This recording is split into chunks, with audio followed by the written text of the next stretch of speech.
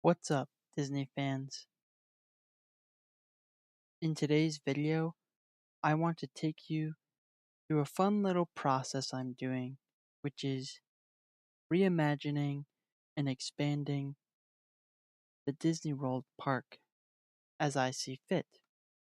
I'm using Google My Maps because I think this is a really great way to see the space constraints and some of the real life constraints that the Imagineers have to deal with. I myself am nowhere close to an engineer or an Imagineer, so there's probably 1,000 other things I'm not thinking about, but one thing I do like is geography, and in this project I'm thinking about geography. I have already mapped out all of the 4 Disney World parks. I've added like color-coded land, that's Magic Kingdom, Epcot's over here, and then Hollywood Studios, and finally Animal Kingdom. In today's video though, I want to focus on Epcot. I will also say Google My Maps is a bit out of date. Um, if you look over here, right here is where Journey of Water inspired by Moana should be. But it's not there. But it says it's there. So the picture is a little out of date, but it says it's there. And I tried my best to kind of guess where it would be based off of my knowledge and like just maps and stuff.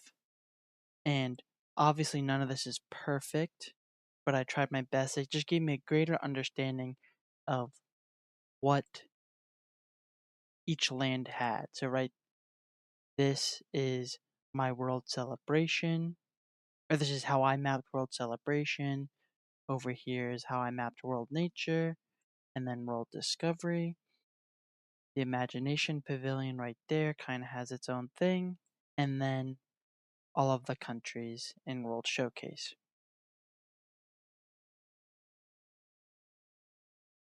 Also, something I did just to get a better understanding was pinning down all of the attractions that are currently there. What defines an attraction is really hard, and so what I decided was I just went on the app, and whatever they called an attraction, I also called an attraction, with a few exceptions that you won't even notice. So here are all the attractions that Epcot has to offer, and I did this with every single, sorry, I lost myself. Oh, over here. I did that with every single land. And then once again, talking about out of date, you can see Tron is a dirt pile on this map, but don't worry, it's there. But today, like I said, I want to focus on Epcot. Some last minute clarifications. This isn't my dream reimagining. It's not my personal, what I personally would want to see, because to be honest, then it would all be very similar. I want to offer different things for different sorts of people, but with it not being my dream, it is also a high in the sky sort of thing where budgets don't exist and I can kind of do what I want to do. So, not exactly everything I would want, but my singular vision, if that makes any sense. And I do want this to be slightly realistic, right? Budgets aren't really a concern, but I can't double the size of any park, if that makes any sense. And keeping it somewhat realistic is really helped with the space, right? I love geography, and this just kind of helps me make sure, right? You can't even double this park. Everyone always says Disney World has so much land, and that's true, but where the parks are, they are kind of concentrated by a few things. And if I really wanted to, I could get rid of some of that stuff or move that stuff around, and I do a little bit of that, but I am trying to respect the space and keep me constrained. And before I will get into what I expand for Epcot, we should talk about the expansion that Epcot received a few years ago. This expansion, called I think by the fans Epcot 2.0, focused on the front of the park, the World Discovery Park. Some of that stuff isn't even in here yet, actually. Like I said earlier, the Journey of Water thing. Epcot 2.0 focused on the front of the park during the late 2010s to early 2020s, although COVID forced Imagineers to scale things back overall. It was a general success, in my opinion.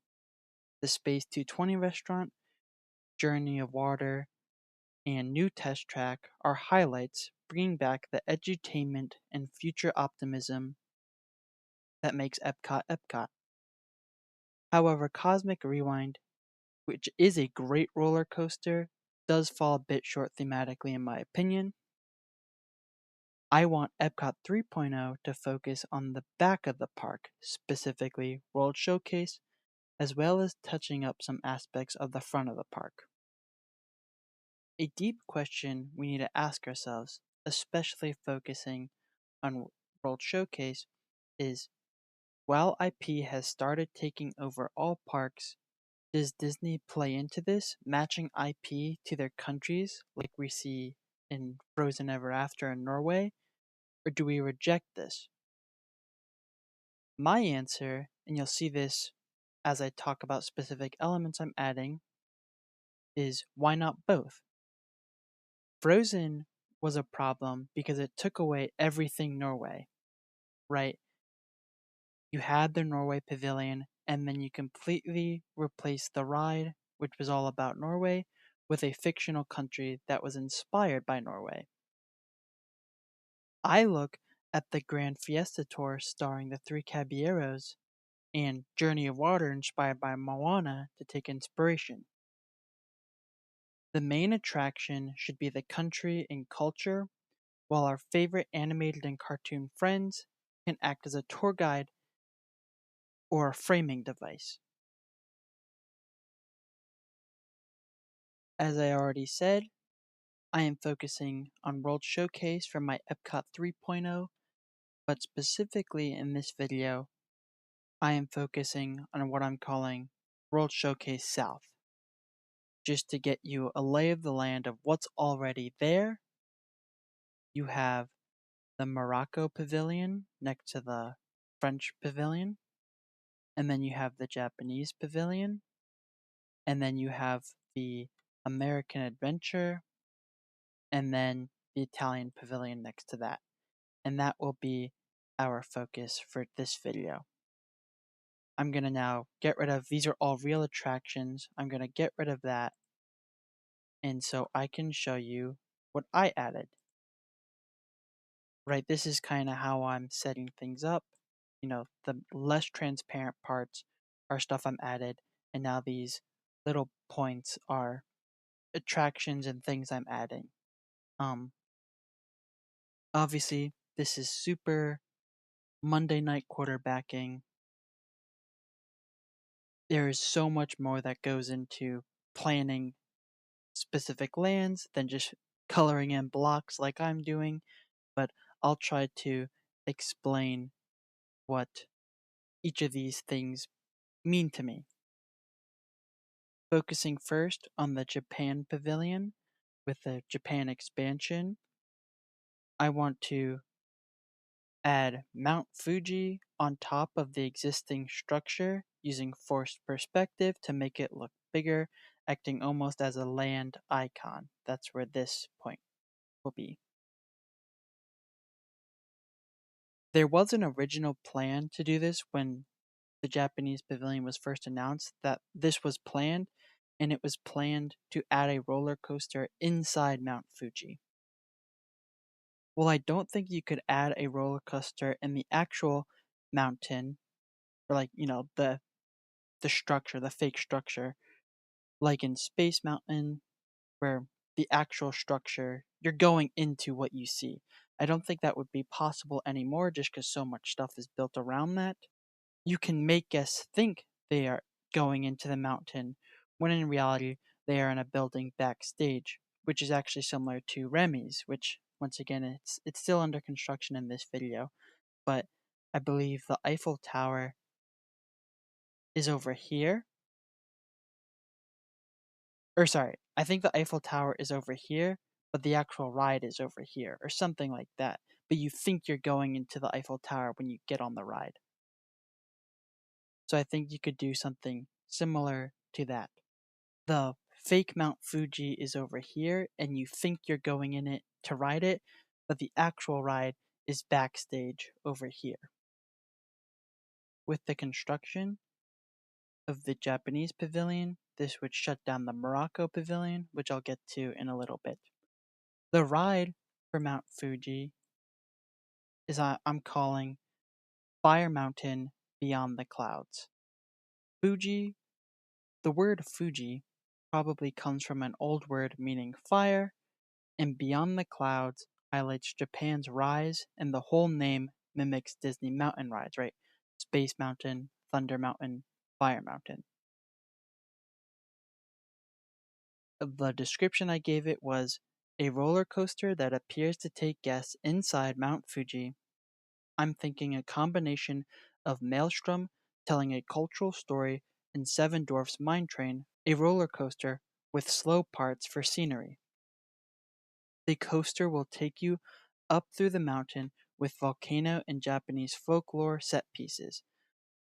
Through cracks in the mountain and screens caused by volcanic ash, you see the history of Japan. The ending will be the coaster speeding up and breaking through the mountain to get outside. Not actually outside, but pretend outside with screens.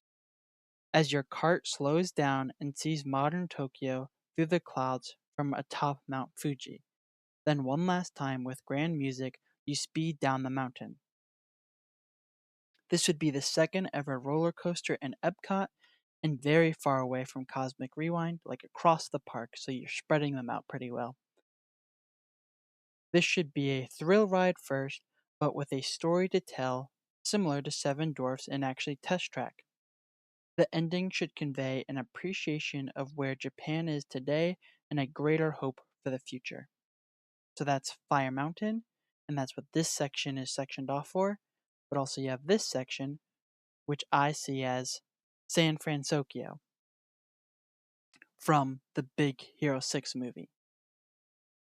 A small part of the Japanese pavilion that acts as a transition walkway between Japan and the American adventure, right? San Francisco, part Japanese, part American, while I'm putting it in between the Japanese and American pavilions. So I think, thematically and transition wise, it could act as a great transition. I actually see the Torii Gate Bridge, which appears in the movie, in Japanese/Californian style architecture, all part of this land, this like subland, I suppose. And it would fit from both sides. If you're coming from the American adventure, it would fit and make it look American. If you're coming from the Japanese pavilion, it would make it seem Japanese. It would actually be cool if the Torii Gate Bridge looked like the Golden Gate Bridge if you were on the American side, or it looked like Torii Gates if you were on the Japanese side. I don't know how you could do that, but I think there would be a way where you're not even like, if you're not necessarily looking at it, if it's just in your peripheral vision, it's like, oh, it's just Torii Gates. Or if it's in your peripheral vision from the American side, oh, it's just the Golden Gate Bridge. Beyond some of the structures that I envision, a permanent Baymax meet and greet, as well as stores selling futuristic toys and Big Hero 6 merch would all be included. I could also see a Japanese American fusion quick service restaurant being part of this subland. And then finally, sort of an attraction I could see that harkens back to Epcot is what I'm calling New Technologies with Baymax. A store/gallery broadcasting new technologies maybe even highlighting medical ones since that gets to the heart of Baymax as a character, with a digital Baymax to tell people about the tech on the display. I feel like this keeps the edutainment slash World's Fair part of Epcot alive, while an IP can bring people in and act as a guide. Next up is the Morocco Pavilion, and I'm not adding too much, it's more of a touch up. Everything in the Morocco Pavilion needs to be reopened and updated. If you don't know, basically the entire pavilion is temporarily closed. You can see that on screen actually. And I'm not really sure why, but my reimagining would be reopen that stuff. Kind of easy, right? The one thing I would add is the main path, which is why this is another block. The main path and courtyard will gain hanging lanterns that turn on at night, creating a dazzling display. The reason that this isn't like a point is because it's not really an attraction, but it would be something that draws guests and makes Morocco feel special, especially at night. And then, of course, for the firework display and stuff like that, you would dim the lights. But I think it'd be cool if like this entire section was a bunch of hanging lanterns from building to building. Moving towards the Italian pavilion, with my Italian expansion, I want to expand the Italian pavilion, as you can see, and I want this new part and the other stuff to get a touch up to fit an Italian Riviera vibe. It sort of already has that, but I want to focus on that.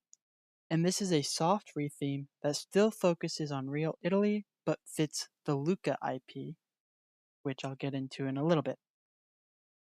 A Roman aqueduct is added that guests can see.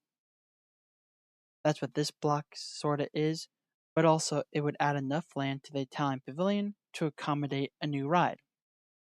And this new ride would, of course, be mostly backstage stuff. The ride name I have is, and I'm really proud of this, so I want to show you the name, Seeing Italy with Luca, spelt SEA. It's a log flume ride in the style of the Grand Fiesta Tour. Screens, or, everyone kind of hates screen rides, so maybe models take you to different Italian landmarks as you follow along with Luca. Luca and his friend, who mostly appear on the screens. That's why I think it needs to be screens and not models, but I guess you could do models and projections. But Luca and his friends, who are seen on the screens, also can be seen interacting with the real water in a cool effect where like they're on the screen, then they dive under the water underneath you or in front of you, and then you see the water glow with those characters. The ride climaxes with Luca and your cart accelerating down the real aqueduct. So the aqueduct that is also now sort of a land icon is also part of the ride, sort of like Tiana's Bayou Adventure. I think this Italian retheme really emphasizes how I want to treat World Showcase. Epcot should blend IP and real culture, which it does a lot in this ride. Luca and his story are framing devices to see the real Italy, not a fake Italy, not a cartoon or animated Italy. Once again, playing into the Grand Fiesta Tour, you get to see your animated friends, but the real focus is on the actual culture or country that the land is representing. And this is where I want to stop for today's video. We finished World Showcase South, and with all these lands clustered in the same area, they should be built and opened around the same time to cause as little disruption as possible. Lots of the additions are also near the back of each land, so you could maybe even keep most of the land open so you can have this perfect circle as you walk around World Showcase. And another reason I'm pausing is because in real life, right, I think a problem would be if everything I'm about to say in my next couple of videos all happen at the same time, I think it would be great if you paused and you heard guest feedback. Of course, that's not possible for this since this is all fake, but maybe you guys in the comments can act as my guest feedback. Anyways, that's it for my World Showcase South. Next video will be World Showcase East and then World Showcase West, and we'll see what I do from there. I hope you liked it. Don't forget to subscribe. Goodbye.